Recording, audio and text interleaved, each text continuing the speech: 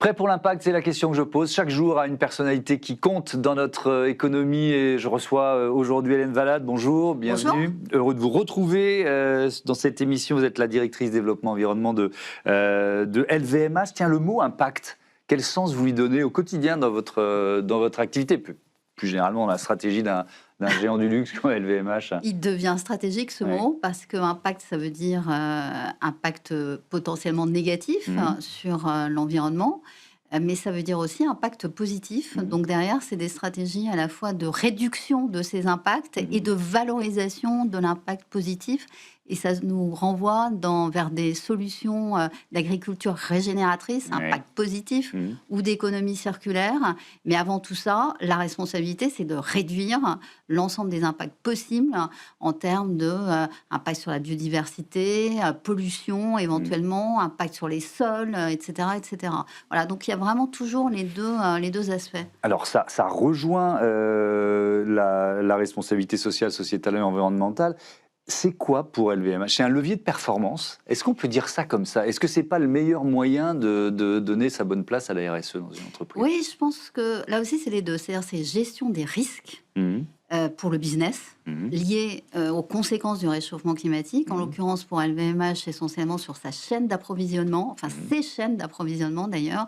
Comment, par exemple, la désertification dans certains endroits peut peser sur l'élevage de telle ou telle chèvre dont on a besoin pour la laine, etc. Bon, donc ça se travaille selon des scénarios. On donne un prix également à ce type de risque. Donc, vous avez raison, c'est ce lien-là de gestion de ces risques pour la marge des affaires. Et puis, de l'autre côté, c'est aussi être capable d'aller identifier les opportunités et là aussi de les chiffrer. L'environnement chez LVMH, ça veut dire aussi des services de réparation, des services de circularité, des recharges. Combien ça rapporte et en quoi ça modifie l'expérience client dans nos boutiques également. Oui. Vous êtes directrice développement environnement. Ça veut dire quoi? Je me suis posé la question en préparant l'émission. C'est développer cette stratégie. Mon collègue, c'est développement social. Voilà. Donc, on essaye vraiment d'implémenter, d'intégrer ces dimensions à la stratégie globale du groupe. Et j'ai l'impression qu'on y arrive à peu près. Voilà. C'est vrai que pendant des années, ce sujet a été posé un peu à côté. Il faut bien le dire, à côté de la marge des affaires, et pas simplement chez LVMH. Moi, je préside l'ORS à côté, et je me rends compte de ça. Et là, l'ORS, c'est l'Observatoire de la RSE. Oui, pardon. Et là, on est en train d'entrer dans une autre tendance, me semble-t-il, alors que les institutions, les politiques sont plutôt en train de retourner en arrière. Les entreprises gardent le cap. Alors ça, on va en reparler là dans une minute, mais je voudrais revenir sur votre expérience personnelle, parce que vous étiez chez Suez avant de rejoindre LVMH il y a une demi-douzaine d'années, si je ne me trompe. Est-ce qu'on fait de la RSE de la même façon partout? Ou est-ce qu'il y a forcément l'identité de l'entreprise qui fait qu'on s'en empare différemment? Alors, il y a toujours les mêmes fondamentaux, c'est-à-dire ce qu'on se disait tout à l'heure, limiter les impacts et maximiser les impacts positifs. Ça, c'est franchement la colonne vertébrale des politiques de développement durable. Ensuite, l'enjeu, c'est d'adapter cela et de l'ajuster à l'ensemble des problématiques du secteur dans lequel on est.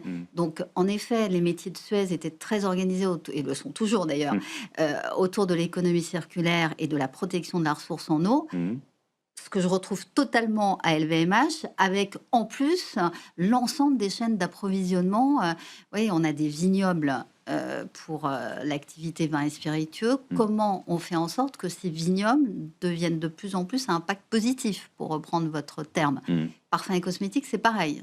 Le fondement, ce sont des espèces végétales. Comment on fait en sorte que ces fleurs n'abîment pas les sols, etc., etc. Pour que ça marche, il faut que ce soit intégré à la stratégie, donc au COMEX, le plus proche possible du big boss de l'entreprise. Oui, et Antoine Arnaud, qui dirige l'environnement, est rentré au COMEX il y a quelques mois. Donc, c'est aussi une preuve de cette intégration de ce sujet dans la stratégie. Et au-delà de ça, ça marche en haut, ça marche aussi dans toutes les pratiques.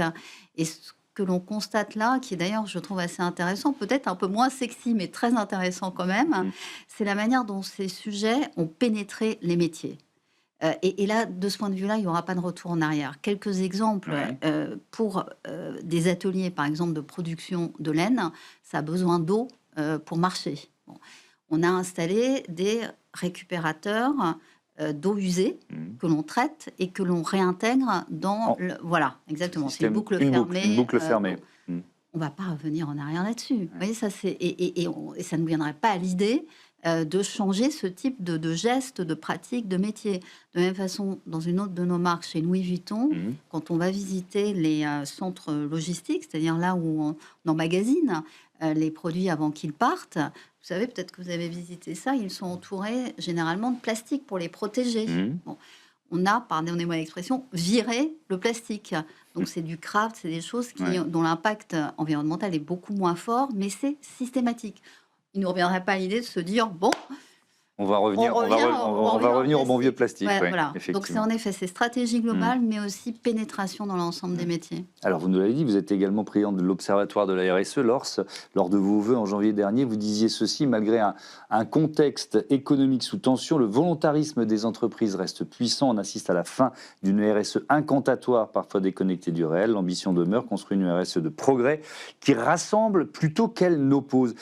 On va évidemment parler du contexte général, mais je reprends vos termes, la RSE incantatoire.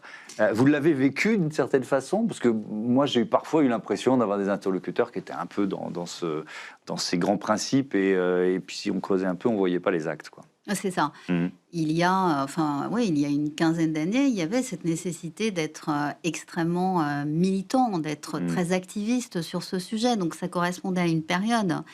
Mais certains ont surfé sur cette vague de l'activisme pour être en effet très incantatoire, c'est-à-dire avoir des grandes paroles, des grands objectifs, etc. Et très peu de choses derrière.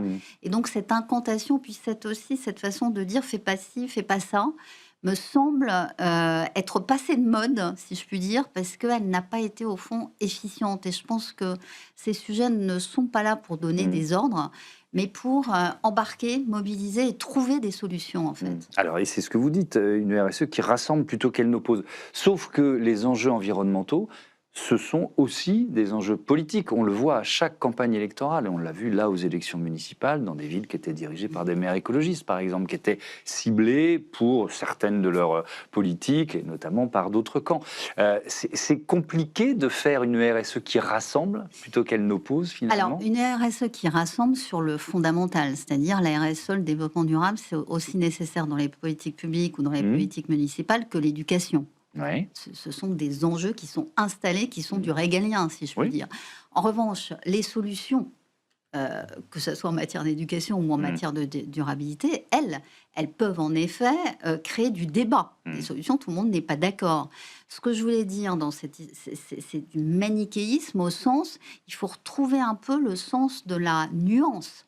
C'est-à-dire qu'il y a des choses qui ne sont pas noires et blanches dans les solutions. Par exemple, une solution qui va être favorable au climat ne va pas automatiquement favorable à la biodiversité. Bon, vous voyez, et donc, ce genre de débat, de sens de la nuance sur les choses, me semble-t-il, est extrêmement important, surtout dans l'époque dans laquelle nous sommes. Et donc, vous nous dites qu'il y a ce volontarisme des entreprises. Je suis assez d'accord avec vous, ce que je ressens ici. Avec quand même un climat politique aux États-Unis, en Europe, qui est plutôt au coup de frein. Est-ce que ça veut dire que vous adaptez, par exemple, pour une entreprise aussi importante que LVMH, qui est présente évidemment sur le marché américain, vous adaptez votre discours pour le marché américain? Où certains mots sont interdits du vocabulaire officiel, qu'on ne peut plus dire climat, par exemple. On parle davantage de biodiversité aux États-Unis, en effet. On continue à faire, on est moins vocal. Et puis, de l'autre côté du globe, il y a en revanche la Chine, l'Asie, dans lesquels les progrès en matière de durabilité sont absolument immenses. Dans les villes chinoises, il y a 15 ans, on avait du mal à respirer. C'est plus du tout le cas. Et surtout, on risque de se faire écraser parce que tout le monde est passé à l'électrique, donc on n'entend plus rien. Bon.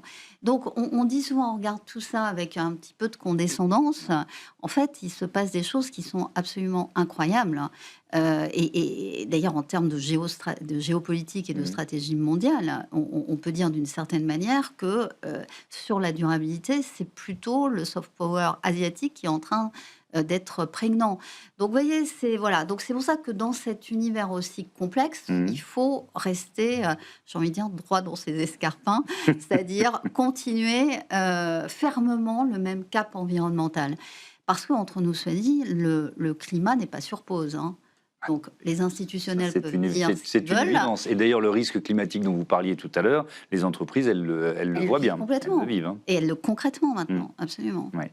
Alors, on va rentrer un peu dans le détail des actions, des objectifs que vous vous êtes donnés, des actions que vous avez mises en œuvre. Par exemple, sur le bilan carbone, sur les émissions de CO2 du groupe, vous êtes évidemment, j'imagine, partie d'un audit. Avec quel objectif et à quelle échéance vous en êtes où? Alors, on a en effet mesuré l'empreinte carbone du groupe et à partir de cette empreinte carbone, on définit des trajectoires de réduction des émissions sur le scope propre à l'entreprise, c'est-à-dire nos ateliers, nos boutiques et leur consommation énergétique. Et là, on a des objectifs datés, chiffrés, là en l'occurrence pour 2030, parce qu'on vient de finir notre première phase. On a réduit de 55% les émissions de CO2 du scope 1 et 2, c'est-à-dire liées au site, les ateliers d'LVMH et les boutiques, 2 ans avant l'échéance qu'on s'était fixée. Et donc, on a prolongé avec plus d'ambition cet objectif pour 2030, avec moins 68%, pour être très précise, que l'on vise en 2030. Et par rapport à quelle date de référence? Par rapport à 2023. D'accord. La trajectoire précédente était par rapport à 2019. OK. Tout ça étant validé par cet organisme qui fait vraiment autorité sur le marché du carbone, à savoir SBTi, qui a validé cette trajectoire l'année dernière et qui a été aussi validé par l'obtention, et je le dis parce que ça fait plaisir à nos équipes et à toutes les maisons de LVMH, du triple A du CDP, vous savez, le Carbon Disclosure Project, voilà, dont la notation est encore très crédible et très légitime, à la fois sur eau, forêt et climat. Et c'est ça qu'on a obtenu à nouveau l'année dernière. Et puis sur le scope 3, parce que donc ça, ce sont les émissions indirectes. C'est les émissions indirectes donc, qui viennent de l'amont.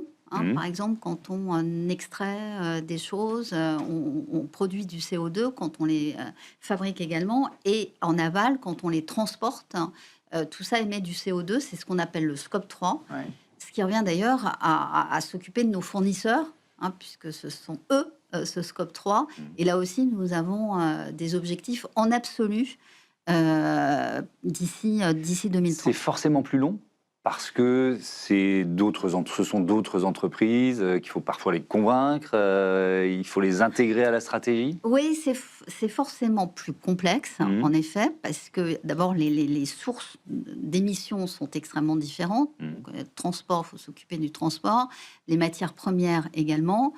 Et puis, il faut à la fois accompagner nos fournisseurs dans leur transition environnementale, et ça, vous avez raison.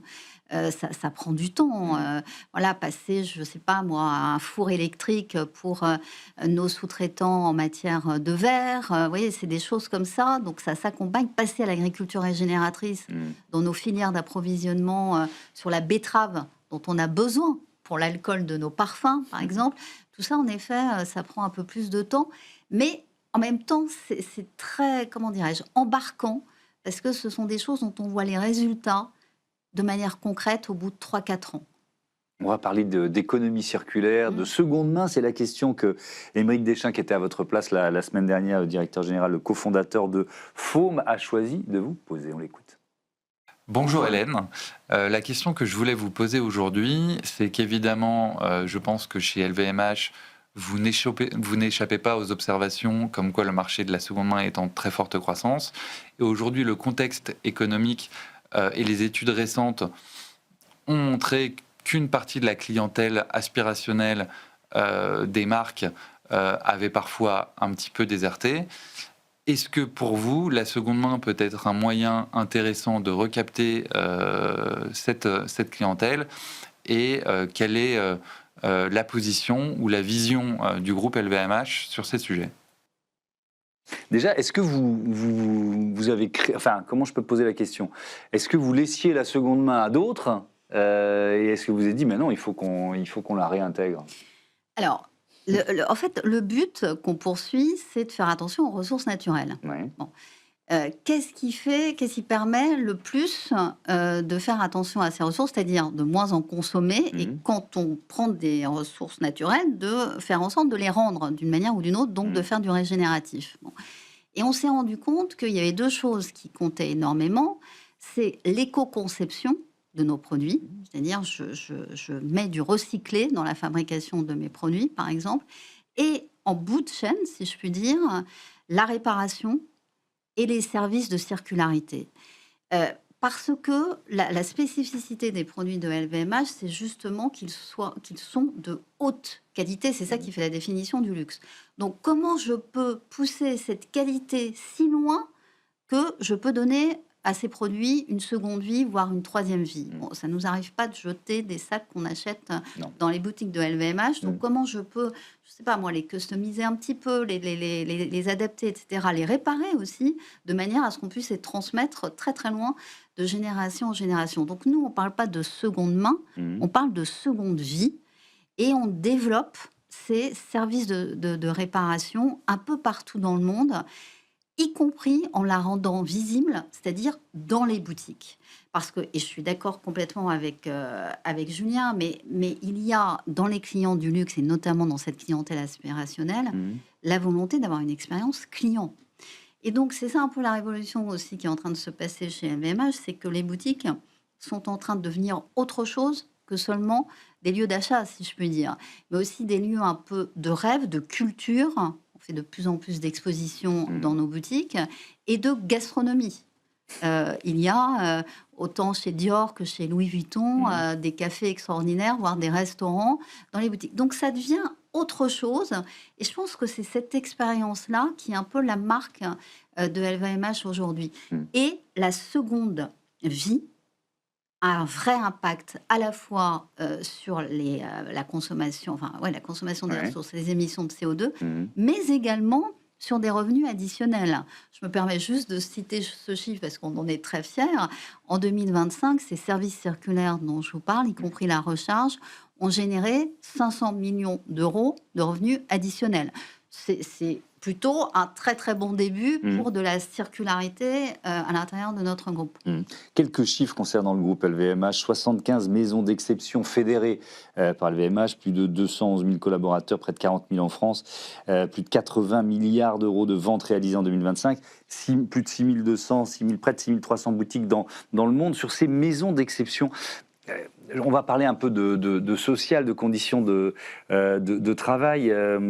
Est-ce que c'est compliqué d'avoir une unité? Évidemment, cette question, on doit vous la poser souvent, même si vous n'êtes pas DRH de l'entreprise. Mais comment on fait en sorte, quand on fédère autant d'univers, de maisons, de cultures d'ailleurs différentes, pour donner une ligne directrice? Oui, on est sur une ligne de crête, c'est-à-dire à la fois favoriser l'esprit groupe LVMH au sein de ces 75 maisons, et puis être très respectueux des identités, des cultures, du patrimoine de chacune de nos maisons, dont certaines ont plusieurs siècles. Donc voilà, donc c'est vraiment une combinaison en effet un peu sophistiquée et subtile de tout ça. Pour l'environnement, c'est embarqué dans une stratégie qui est globale pour les 75 maisons, qui s'appelle chez nous Life 360, où l'ensemble des maisons contribuent à cela. Et c'est en même temps ajuster les objectifs en fonction des spécificités de l'ensemble des secteurs. On ne peut pas avoir les mêmes exigences ou de même nature qu'on soit dans les vins et spiritueux ou qu'on soit en montres et joaillerie. Les enjeux sont différents. Vins et spiritueux, c'est évidemment la qualité du sol, qui elle-même est corrélée à la qualité du raisin. Montre et joaillerie, on va plutôt faire en sorte que la traçabilité de nos matières précieuses, de l'or, soit assuré. Vous voyez, c'est des enjeux différents et c'est ça qu'on essaie d'intégrer dans cette démarche globale. Il y a un engagement en termes d'emploi, de savoir-faire aussi. Oui. Ce sont des métiers d'artisanat de luxe, voire d'artistes. On pourrait presque aller jusque-là. Donc, vous sentez une responsabilité ? Totalement, de transmission de ces savoir-faire qui sont en train de se perdre, de ces savoir-faire artisanaux. C'est pour ça que LVMH a créé ce qu'on appelle l'Institut des métiers d'excellence pour former à ces savoir-faire. Désigne, entre guillemets, chaque année des virtuoses pour justement que ce soit les ambassadeurs de l'ensemble de ces métiers artisanaux au sein des maisons LVMH et ailleurs. Et puis se renouvelle en permanence. Vous allez dire que, mais en même temps, c'est ma ligne d'action. Les métiers d'excellence sont en train de regarder les métiers de la réparation, qui renvoient à un savoir-faire très très différent. Oui. Réparer, c'est pas la même chose que fabriquer. Ça demande un autre art. Ça demande aussi une dimension artistique pour éventuellement sublimer le produit qu'on a à réparer. Et donc, on va, voilà, ça c'est notre prochain projet, créer ces formations de la réparation. Il faut convaincre sur cette importance de la réparation. Parce que finalement, culturellement, vous êtes face à des gens talentueux, mais qui depuis parfois des décennies font autrement. Oui, et puis je pense qu'il y avait une perception de ce mot assez négative. Réparation, ça veut dire qu'il y a quelque chose qui ne va pas, quoi. Il y a un problème de qualité. Bah non, c'est pas ça. C'est plus ça. D'ailleurs, il faudrait inventer une autre sémantique. Donc, c'est la seule chose sur laquelle il a fallu convaincre que la réparation n'est pas égale à un problème de qualité, mais bien au contraire, à un embellissement du produit. On a beaucoup parlé de biodiversité, mais par petites touches. C'est une thématique dont on parlait peu, même dans une émission comme la mienne, quand on l'a créée il y a 6 saisons, et dont on parle beaucoup plus. Est-ce que vous, de la même façon, vous avez vu prendre ces objectifs de biodiversité, prendre un peu le pas sur les objectifs climat, bilan carbone, etc. Ça fait 10 ans que je dis que la biodiversité est l'enjeu le plus important, parce qu'au fond, c'est la principale... sur la biodiversité, sur les ressources en eau, que s'exercent les principales conséquences du réchauffement climatique et que c'est le vivant dont on a tous besoin et pour vivre, et pour produire, et pour progresser, et pour préparer l'avenir. Donc cette biodiversité, elle est absolument essentielle. Et à l'intérieur de la biodiversité, il y a encore un grand absent qu'on essaie justement de remettre sur la table, si je puis dire, ce sont les sols.